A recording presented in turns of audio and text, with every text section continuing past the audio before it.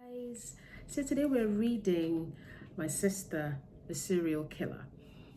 It's a really moving story and a novel, because it pursues one of the darkest subject matters in contemporary African literature, and it's a really beautiful story, deeply troubling and deeply beautiful.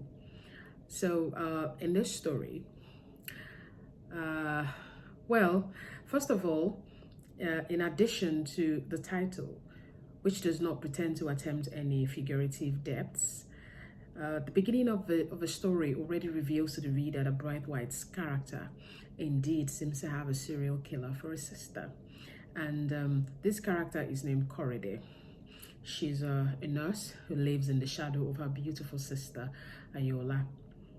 She's in love with a doctor with whom she works at the hospital, but this doctor does not realize it because, he just doesn't notice that she really cares for him. And she would want him to reciprocate the affection. So, and the story begins in this brilliant way because Braithwaite does something brilliant. She starts every chapter with a description, a title, and the first chapter is titled Words, and it's just one sentence, which reads, Ayola summoned me with these words, Korede, I killed him. I had hoped that I would never hear those words again. And it is the narrator, Korede, who is speaking. So when we meet Korede again, she's now with her sister in a chapter titled Bleach, and she's obviously wielding some cleaning supplies, trying to obliterate any traces of the blood in the apartment of Femi, who is the third in a series of lovers who have met their gruesome demise at Ayola's hands.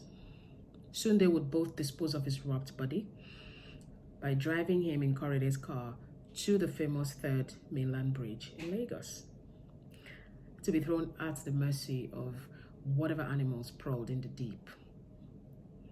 Ayola's beauty draws men to her, but she kills them for some reason. And for a beautiful and light-hearted prose, Braithwaite ventures into a dark subject matter and leaves the reader utterly awash with an urgent grief. First, at the deeply rooted trauma both girls grapple with from having watched their abusive father bleed out and die.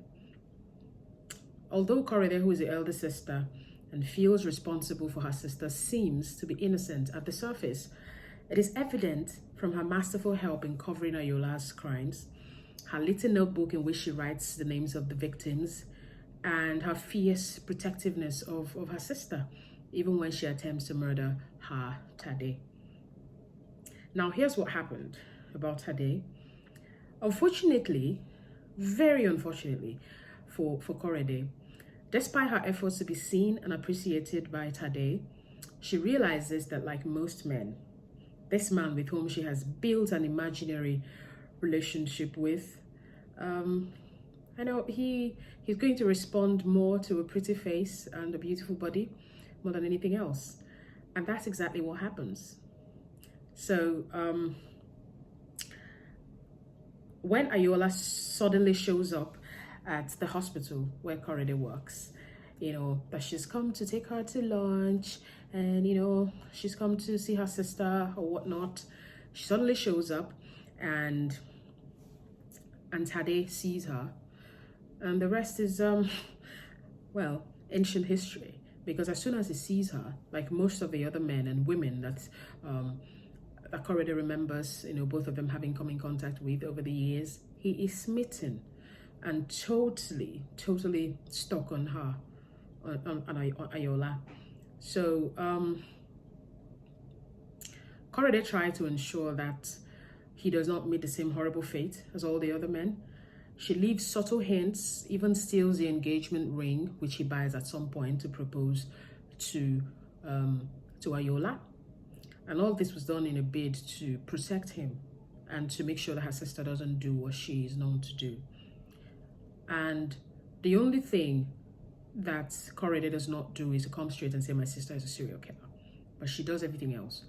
Tries to warn him. Oh, my sister has killed before. She might kill again. And unfortunately, Tade translates this to mean I'm envious of my younger sister because she's more beautiful and because, you know, she stays in that. So he doesn't take her seriously. So soon the dreaded day arrives for Tade. And when it's his turn to die, something happens. Because of all these hints and all this information that Korede has been giving him, even though he doesn't want to listen, he is not caught off guard when Ayola tries to kill him. So he acts in self-defense and stabs her with her own knife. So when Korede gets the call, the usual call to come get her sister from wherever she's gone to kill someone, the call is different now. She's calling to say that she is in fact bleeding out on the floor of Tade's apartment. So Korede rushes over there to get her sister, rushes her to the hospital, and thankfully she doesn't die. But all of a sudden, this Tade that she has spent all this time wanting to be in a relationship with is someone that she cannot protect right now because her sister is more important than anything else and anybody else and any other feeling that she might have for whoever. So when a police investigation ensues, she corroborates her sister's claim that Tade attacked her because she refused to marry him. Tade loses his medical license and will serve a prison sentence. So meanwhile, Mukhtar, a comatose patient at the hospital to whom Korede had divulged all her secrets while she needed someone to throw the burden of her grief on, has miraculously waking up from this very long coma. At a time when Korede is laying all of this on him, nobody believed he's going to make it. Even his family is just, biding their time before they pull the plug on him. So, but he awakens and remembers everything that Korede has told him, and even claims that it was her voice that brought him back to life. So, for some reason, and because he finds friendship with Korede and has his own personal struggles, Mukhtar leaves the decision to come clean with Korede. You do it. I think you should, but it's your call, he says. So until the very end, Korede and her sister's secrets are safe. So in this novel, what Braithwaite does is to explore the peculiarity of African sisterhood. There's a saying that African elder children, sisters and brothers, well, they have a special place in heaven because they are sort of they're always pseudo parents, extensions of the parents, so they work really hard. There's this fierce sense of responsibility that an African elder sibling feels for the younger siblings. So, and this is exemplified in Korede and Ayola's very peculiar relationship. Although, I mean, not every elder sibling is going to cover up crimes for their younger sibling. So, Braithwaite explores that peculiar African sisterhood, family trauma, and the blurry lines between crime and punishment, as well as mental health issues. She sheds light on the bustling Nigerian city of Lagos. Oh, that's giddy. And especially as regards its upper middle class. Very interesting stuff, lots of drama. She also delves into the unreliable Nigerian justice system and its infamous police force. It's a very, very, very gorgeous prose, fast-paced and thrilling, and entirely novel in its undertaking of serial killing and that sort of trauma in African literature.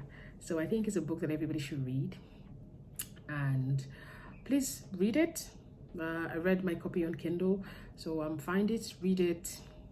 If you have any questions, any comments, just let me know. Please, you can find a written review of this novel at www.strokesonpaper.com. As usual, please like, comment, and share. And thank you so much for watching. You have a beautiful, beautiful day and keep reading. Bye.